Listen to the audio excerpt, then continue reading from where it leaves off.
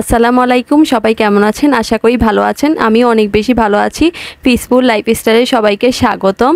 আজকে ঈদ ব্লগের পার্ট 2 আপনাদের সাথে শেয়ার করছি। আশা করি শেষ পর্যন্ত থাকবেন, আর ব্লগটা অনেক বেশি ইন্টারেস্টিং হতে যাচ্ছে। আসসালামু আলাইকুম, আপনারা সবাই ভালো আছেন তো? আসলে ঈদের দিনে যেই কাজগুলো থাকে, ঈদের পরের দিন কিন্তু তার আরও বেশি কাজ থাকে। তো এই কাজগুলো আসলে আমরা কিভাবে করি সেটাই আজকে আপনাদের সাথে শেয়ার করছি। আজকের ব্লগটা আমরা দুপুর থেকে স্টার্ট করেছি। এখানে আব্বু একটা কাঁঠাল নিয়ে এসেছিল, আম্মু সেটাই ভেঙে দিচ্ছে আমাদেরকে। একদম গাছ পাকা কাঁঠাল খেতে অনেক বেশি মজাদার লাগে না? হ্যাঁ সত্যি, আসলে গাছ পাকা কাঁঠাল খেতে ভালো লাগে, ঠিক আছে, কিন্তু এই কাঁঠালটা দেখতে আগের কাঁঠালটার মতো না, তাই না তিশা?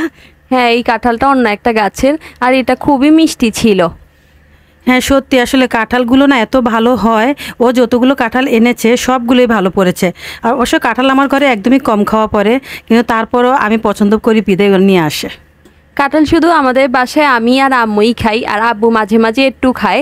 আর তামিম তাসিন তো ধরেও দেখে না, তাসিনকে জোর করে করে দুই একটা খাওয়াতে হয়। এই কাঁঠালগুলো না সাদা সাদা, কিন্তু অনেক বেশি মিষ্টি। কিন্তু ওরা কাঁঠাল না খেলে কি হবে, কাঁঠালের বিচিগুলো সাবার করে ফেলে। হ্যাঁ, ওরা কাঁঠালের বিচি খায়, আবার কাঁঠাল দিয়ে যদি কোনো ডেজার্ট বা কিছু বানায় ওগুলাও খায়, কিন্তু ওগুলোর নাম না বলে খাওয়াতে হয়। আর এখানে আম্মু অর্ধেকটা কাঁঠাল ভেঙে নিচ্ছে, কারণ পুরোটা তো আমরা খেতে পারবো না। যদি পুরোটা ভেঙে ফেলে তাহলে পুরো ফ্রিজ গন্ধ হয়ে যায় না? হ্যাঁ সত্যি, আসলে কাঁঠাল ফ্রিজে রাখলে ফ্রিজের অবস্থা একদম 12টা বেজে যায়। কোনো খাবারই রাখা যায় না কাঁঠাল রাখলে। হ্যাঁ, কোনো খাবার রাখা যায় না, আমরা ভালোভাবে ঢেকে তারপরে ফ্রিজে রাখতে হয়। আর এখানে আপনারা তো দেখতেই পাচ্ছেন যে কাঁঠালটা কতটা বেশি সুন্দর দেখতে হয়েছে। আমি দেখেছি যে অনেক কাঁঠাল আছে, কোষগুলো অনেক বেশি বড় বড় হয়, কিন্তু খেতে তেমন একটা মজা হয় না, একদম পানসে হয়।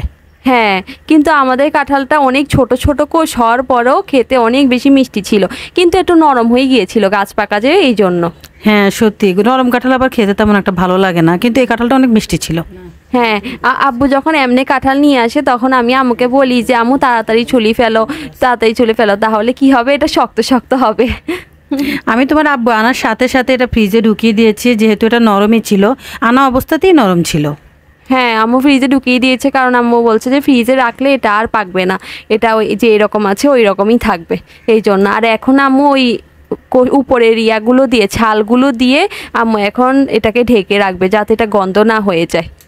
কাঁঠালের আসলে যখন আমরা এভাবে খোলা রাখি, কোষগুলো খোলার পর কিছুটা খোলা রেখে দিই, তখন উপরের কোষগুলো গন্ধ হয়ে যায়, আর কেগুলো খাওয়া যায় না। তাই যদি একটু কাঁঠালের যে বাকলগুলো আমরা খুলি, ওগুলো দিয়ে যদি আবার একটু চাপা দিয়ে রাখি, তাহলে আর কিন্তু কাঁঠালটা নষ্ট হয় না, পুরোটাই খাওয়া যায়। হ্যাঁ, আম্মু সব সময়ই এইভাবে রাখে। এইভাবে রাখলে তখন আমাদের আর পরে কাঁঠালটা গন্ধ লাগে না। আর এইভাবে ফ্রিজে ঢুকিয়ে রাখে, একদম বাইরে রাখা যাবে না। বাইরে রাখলে কিন্তু একদম এটা পচে যাবে অথবা নষ্ট হয়ে যাবে দেরি হলে, কিন্তু ফ্রিজে রাখলে 2-3 দিন খাওয়া যায়।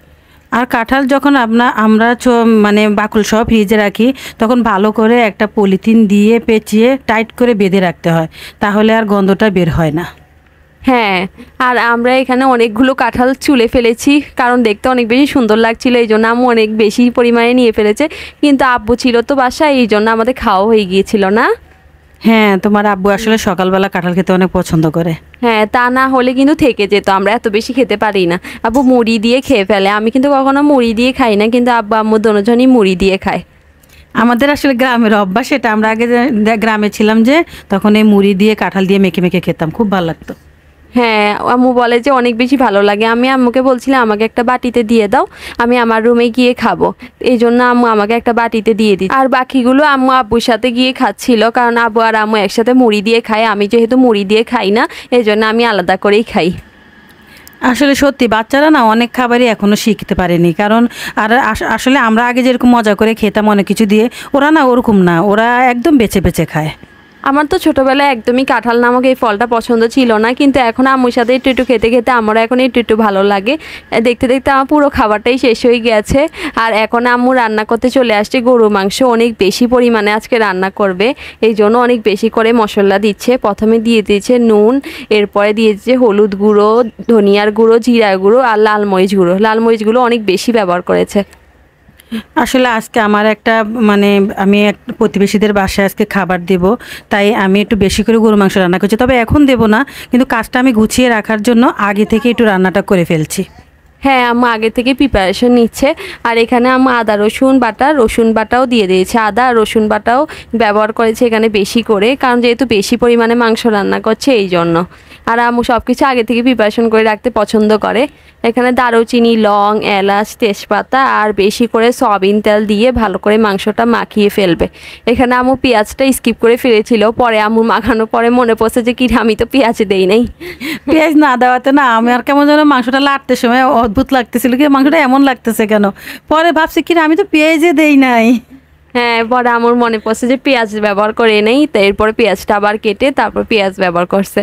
আর ভালো করে মাংসটা মাখাতে হবে, কারণ এরকম মাংস যত বেশি ভালো মাখানো হয় আর বেশিক্ষণ সময় নিয়ে রাখা হয় তত বেশি মজাদার হয় না? হ্যাঁ, এই জন্য তো আমি আগে আগে একটু ম্যারিনেট করে নিয়েছি।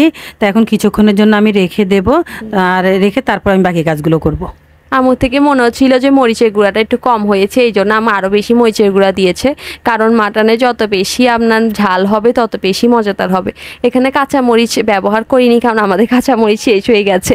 সত্যি বলতে ঈদের সময় না কাঁচামরিচের আইটেমগুলো একটু বেশি হয়েছে, এতই বেশি খরচ করেছি আর এখন তো মরিচ নাই, শেষ হয়ে গেছে। তো এখন তো কোনো দোকানপাট খুলেনি, তাই আর কাঁচামরিচ দিতে পারলাম না। এই জন্য আমি পুরো মাংসটা গুঁড়া মরিচ দিয়ে রান্না করার চেষ্টা করেছি, কিন্তু টেস্ট একদমই খারাপ হয় নাই, টেস্ট অনেক বেশি ভালো হয়েছে। কাঁচা মরিচের ফ্লেভারটা একটু ছিল না আর কি। আর আমু ভালো করে আরেকবার পেঁয়াজ দিয়ে ম্যারিনেট করেছে, ম্যারিনেট করে আরও 5 থেকে 6 মিনিট রেখে দিবে।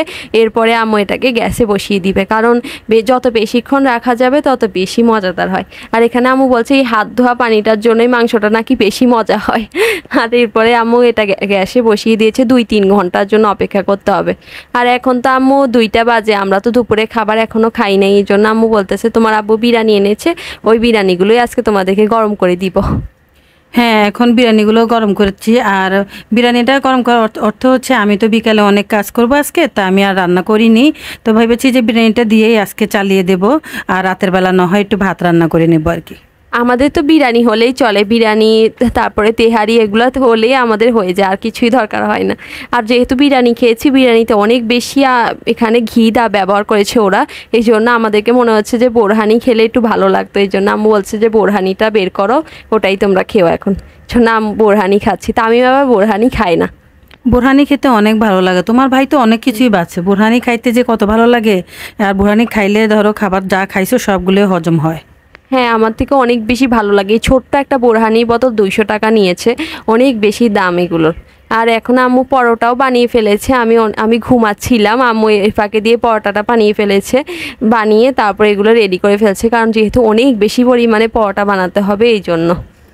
হ্যাঁ সত্যি, আসলে আমিও যদি ওর অপেক্ষায় থাকি তাহলে হয়তো বা পুরো পরোটা বানাতে বানাতে আমার একদম রাত হয়ে যাবে। আর দ্বিতীয়তটা আমি তো আর পুরোটা ভিডিও করব না, তাই আমি ভাবছি যে আমি আগে থেকে কিছুটা বানিয়ে নিই। হ্যাঁ, জন্য আমি তো সে বোরহানিটা খেয়ে ঘুম গিয়েছিলাম, কারণ আমার অনেক বেশি ক্লান্ত লাগছিল এই জন্য। আর এর ফাঁকে দিয়ে আম্মু সবগুলো পরোটা বানিয়ে ফেলেছে, আর পরোটাগুলো মাশাআল্লাহ দেখতে অনেক বেশি সুন্দর হয়েছে। তোমার পরোটাগুলো সবসময় সুন্দর হয়। আসলে বাসায় পরোটা যখন বানাই তখন আসলে এত প্রসেস করি না, সাধারণভাবে বানিয়ে দিয়ে দিই। কিন্তু কাউকে দিতে গেলে না আমার সব খুঁতখুঁতে একটা স্বভাব, একটু সুন্দর করে না দিলে না ভাল লাগে না। হ্যাঁ, আন্টিরা তো আমাদেরকে দোকান থেকে কিনে দিয়েছে, কারণ আন্টিরা এত পরোটা বানাতে পছন্দ করে না, কিন্তু আম্মু আসলে অনেক বেশি পরোটা বানাইতে পারে। আমার আবার কাউকে কিছু দিলে দোকান থেকে কিনে এনে দিতে তেমন একটা ভালো লাগে না। আমি একদম কমে দোকান থেকে যেটা আমি পারি না বানাতে সেটা আমি দোকান থেকে কিনে এনে দিই, কারণ দোকান থেকে কিনে এনে দিলে ওরা তো দোকান থেকে কিনে খেতে পারে, তাহলে আমার হাতের খাবার আর কি হইলো। হ্যাঁ, আম্মু সবাইকে হাতে বানিয়ে কিছু খাবার খাওয়াতে বেশি পছন্দ করে। আমরা যখন আমাদের কোনো রিলেটিভদের বাসায় যাই, ওখানেও আম্মু বলে যে কিছু না কিছু আমি নিজে হাতে বানিয়ে নিয়ে যাব, কারণ ঘরের খাবার সবাই মিস করে, সবাই তো দোকান থেকে কিনে খেতে পারে। আর এখন আমরা দেখিয়ে দিচ্ছি যে আমাদের মাংসের ফাইনাল লুকটা কেমন হয়েছে। মাংসে যে অতিরিক্ত অয়েলটা বের হয় না, এটা আমার সবচেয়ে বেশি খারাপ লাগে। আমি জানি না কেন খারাপ লাগে, একদম বেশি অয়েল বের হয় না। তুমি তো এত তেল ব্যবহার করো নাই না, এটা হচ্ছে মাংসের চর্বির তেল। চর্বির তেল যদি না থাকে তুমি মাংসটা খেতে পারবে, একদমই মজা লাগবে না। কিন্তু এই অয়েলটা খেতে অনেক বেশি আমার থেকে বিরক্তকর অনুভূতি হয়। আমি আম্মুকে বলি যে আম্মু ছেঁকে ছেঁকে আমাকে মাংসটাই তেল দিবা না। তারপরে আমরা এখন এখানে আমাদের প্রতিবেশীদেরকে দেওয়ার জন্য আমরা এখন এটা সার্ভ করে নিচ্ছি, এরপরে একজনকে দিয়ে আসবো। আসলে সত্যি বলতে প্রতিবেশীরা আমাদেরকেও অনেক দিয়েছে, ওরাও আমাদেরকে পাঠিয়েছে, তো আমরাও আজকে ওদেরকে পাঠাচ্ছি। একদিনে আসলে দুজনকে দিলে না খাওয়ার স্বাদটাই পাওয়া যায় না, তাই আমি পরের দিন দিচ্ছি। আর আমার প্রতিবেশীগুলো অনেক ভালো তুলনামূলক। এখানে আমরা না জেনেই ওনাদের জন্য তৈরি করেছিলাম খাবার, কিন্তু পরবর্তীতে ওনাদের একজনকে পাওয়া যায়নি, কারণ ওনারা ঘুরতে গিয়েছিল। হ্যাঁ, আমি আসলে বুঝতে পারিনি যে উনি বাসায় নেই। তো আমি যখন আমার বাচ্চাকে পাঠাইছি, আমার বাচ্চা শুধু কলিং বেল টিপছে, কিন্তু দরজা খুলছে না কেউ। ও বুঝতে পারতেছে না যে ভিতরে কেউ নেই। তো তারপরে বুঝতে পারলাম যে কি এতক্ষণ হচ্ছে আসছে না কেন। তারপর আমি তিশাকে পাঠাইছি, তিশা যাই দেখে যে ও দাঁড়িয়ে শুধু কলিং বেল টিপতেছে। তারপর বললো আর কি যে ওরা বাসায় নেই। হ্যাঁ, এরপর আমি বুঝতে পেরেছি, কিন্তু আম্মু বলছে থাক, কিছু হবে না, ওনাদেরকে আমি পরে আবার রান্না করে দিব। আর ওনারা হয়তো ঘুরতে গিয়েছে, 2-3 দিনও আসবে না এই জন্য। আর এখান থেকে কিছুটা রুটি আম্মু আমাদের জন্য রেখে দিয়েছে, আমরাও রাতে এগুলো খাবো অথবা বিকালে খাবো, যে কোনো এক সময় খাবো। এই জন্য আম্মু রেখে দিয়েছে কিছুটা রুটি না পরোটা, এগুলো আমাদের জন্য রেখেছে। বাচ্চাদেরকে দিব না তা কি করে হয়, আসলে ওদের জন্য বানিয়েছি। আমার বাচ্চারা তো বলতেছে আমাদের জন্য রাখতেছো না, তুমি সবগুলো দিয়ে দিচ্ছ। আসলে আমি ওদেরগুলো এখনো বানাইনি, কারণ আমি ভাবছি যে সবাইকে আগে দিয়ে দেই, তারপরে না হয় ঘরের সবাইদেরকে বানাই দিব আর কি। এই জন্য আমি ওদেরগুলো আলাদা করে রেখে দিয়েছি। হ্যাঁ, আম্মু বলেছে যে ওদের ঝামেলাটা আগে একটু শেষ করে নিই, তারপরে আমরা আমাদের জন্য আরামসে বানিয়ে খাবো। আর আমরা যেহেতু এখন খাবো না, এই জন্য আমি বলছে পরেই তোমাদের জন্য বানাই, কারণ তোমরা গরম গরম পরোটা খেতে বেশি পছন্দ করো। আসলে আমরা গরম গরম পরোটা খেতে অনেক বেশি পছন্দ করি, কারণ সফট থাকে একদম। সত্যি পরোটা জিনিসটা আসলে আমারও আগে অনেক প্রিয় ছিল, কিন্তু এখন আর তেমন নেই, যেহেতু গ্যাস্ট্রিকের কারণে তেমন একটা খাওয়া হয় না। হ্যাঁ, পরোটা খেলে অনেক বেশি গ্যাস্ট্রিক হয়, এরপরও মজা লাগে। আর এখানে আম্মু বিকালের টাইম, আম্মু বলছে যে কিছু ভুট্টা আছে, ওগুলো নষ্ট হয়ে যাচ্ছে, তোমাদেরকে ওগুলো পুড়িয়ে দিই। আর এইরকম ছোট ছোট ভুট্টাগুলো পুড়িয়ে খেতে না অনেক বেশি মজা হয়। আর দোকান থেকে কিনে খেতে আমার ভালো লাগে না, আর আম্মু পুড়িয়ে দিলেই বেশি ভালো লাগে, কারণ ওখান থেকে কিনে খেতে ওরা কিভাবে এগুলা করে আমি জানি না, এই জন্য। আমি আসলে ভুট্টা পোড়াতে কখনোই দেখি নাই, কিন্তু আমি নিজে থেকে এই ভুট্টাগুলো পোড়াইতেছি এই চুলা। আমি দেখেছি গ্রামে যে লার্কির চুলাতে পোড়াতে, কিন্তু গ্যাসে যে এভাবে ভুট্টা পুড়িয়ে খাওয়া যায় এটা আমি আগে জানতামই না। হ্যাঁ, আম্মু আমাদেরকে একটা ভুট্টা পুড়িয়ে খেয়ে দেখেছে, বলেছে যে কেমন হয়েছে একটু বলো, এরপর আমি বাকিগুলো পুড়াবো। আমরা তো এত মজাদার লাগছে, মানে বেশি সুস্বাদু ছিল। আর আরও অনেক ভুট্টা আছে যেগুলো আমরা সিদ্ধ করে তারপর ডিপ ফ্রিজে সংরক্ষণ করব, ওটা আপনাদের সাথে শেয়ার করব নেক্সট ব্লগে। আজকে এই ভুট্টাগুলোই দেখেন। আর এগুলো আছে না একদম ছোট ছোট ভুট্টা, এগুলো বড় বড় না, এগুলো একদম কচি কচি, মানে এগুলার ভুট্টার ভিতর অংশগুলো একদম নরম। মানে যখন আমি পোড়া দিচ্ছিলাম তখন কিন্তু এগুলো টুসটুস করে ফুটছিল, তাই না? হ্যাঁ, তখন এগুলো ফুটছিল। আমি আমাকে বলছি আমি এগুলো কোনো পপকর্ন হয়ে যাবে না তো? আমি বলে না, এগুলো পপকর্নের ভুট্টা না, পপকর্নের ভুট্টা আরও বেশি বড় হয়। আর এই তো দেখেন একটা ভুট্টা দেখিয়ে দিচ্ছি, কতটা ছোট, ভুট্টাগুলো দেখলেই বোঝা যায়। আর একদম ভিতর থেকে নরম ছিল। বড় বড় ভুট্টাগুলো পুড়ালে অনেক বেশি শক্ত লাগে খেতে, না? আসলে এই সাইজের ভুট্টাগুলো আসলে পুড়িয়ে মানুষে খায়, বুঝছো। আর এগুলোতে সর্বপরিমাণ ভিটামিন থাকে, আর যত বড় হবে তত কিন্তু ভিটামিন কমতে থাকবে। হ্যাঁ, আম্মু একবার চালাকি করে বড় একটা ভুট্টা আমাদেরকে পুড়িয়ে দিয়েছিল, ওটা খেতে আমাদের দাঁত ভেঙে গেছে, শেষ পর্যন্ত ফেলেই দিতে হয়েছে। মানে এগুলো বড় ভুট্টাগুলো পুড়িয়ে কখনোই খাবেন না, এগুলো একদমই বাজে লাগে খেতে। আর এখন এটা আমার ভুট্টা, আমি সবচেয়ে মোটাটা নিয়েছি, ওরা আসার আগে আগে আমি আমারটা নিয়েছি। আর এখন আমি ছাদে গিয়ে, আমি আমাকে বলছি যে আম্মু আমি ছাদে গিয়ে খাচ্ছি। আর তারপরে আমি তাসিন আর আমি ছাদে গিয়ে খাচ্ছিলাম, অনেক বেশি মজাদার ছিল। এই ভুট্টাগুলো আসলে হেঁটে হেঁটে খেতে ভালো লাগে, বেশিরভাগ দেখি রাস্তায় যখন পোড়ায় তখন হেঁটে হেঁটে মানুষ খায়। আম্মু বলছে যে আমি যখন ছোট ছিলাম তখন এগুলো একটা ভুট্টাকে আমি 3-4 দিন লাগিয়ে খেতাম। সত্যি আসলে আমার এত ভালো লাগতো, আর কিছুক্ষণ পরে পরে শেষে এক কামড় খেতে আমার মনে অনেক ভালো লাগে। আচ্ছা, আজ এই পর্যন্তই। সবাই সুস্থ থাকবেন, ভালো থাকবেন। Till then take care and আল্লাহ হাফেজ। সবাই ভালো থাকবেন, আল্লাহ হাফেজ।